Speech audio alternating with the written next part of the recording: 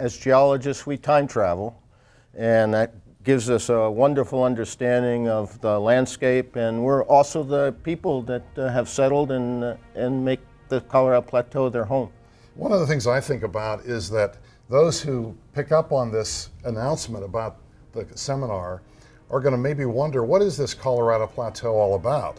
They might think it's like a tableland, perfectly flat. They may think it rests and resides in Colorado, and not realize at first that this is an elegant, sublime province of landscape and geology. It's southern Utah, northern Arizona, southwestern Colorado, northwestern New Mexico, and it's not a tabletop alone. The Colorado River, the Green River, has basically weathered it out, and we've got the cliffs that are named by color. We have the canyons, the Grand Canyon, Canyon de Chelly, and on and on. The deep canyons, the high country, the slick rock, high and the many painted deserts. Really, for my travels around the world, it's unique. It is unique. And whether you're a casual traveler or a serious explorer, I think a person would really enjoy our grand tour.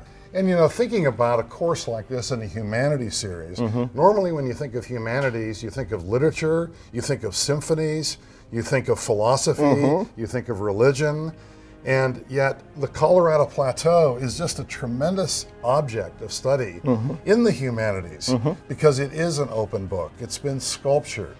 Some of these landscape features are like museum pieces on pedestals, and you can look all around them.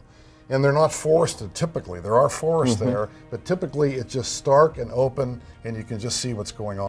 Over the 40 plus years that I've been in Tucson, I've had countless field trips, photo excursions, and workshops up on the Colorado Plateau.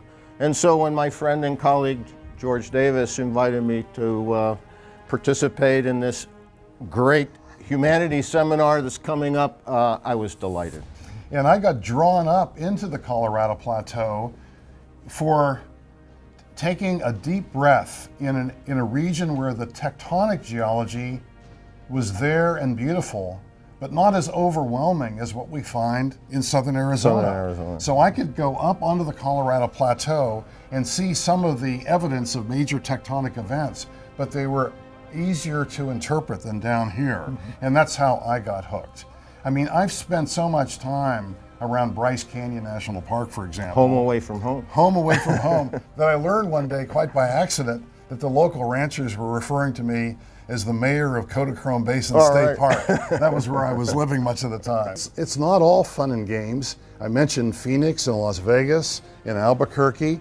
These large cities are kind of moving in toward the Colorado Plateau. Let's call it encroachment.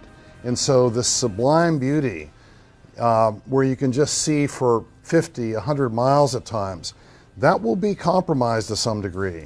And the issues that we're going to be talking about in part are issues that John Wesley Powell talked about. Yes. The water issues in the West, the oil and gas, the mineral rights, Coal. coal. Coal-fired power plants. Coal, yeah, that as well. And of course, we all use that electrical energy, so you know it's a trade-off. It is a trade-off, yes. But in my heart, I'm a structural geologist, I'm a field geologist, and I'm an admirer of this guy's photography. He's one of the best photographers in the world, and this dimension of the class is going to be fabulous and essential.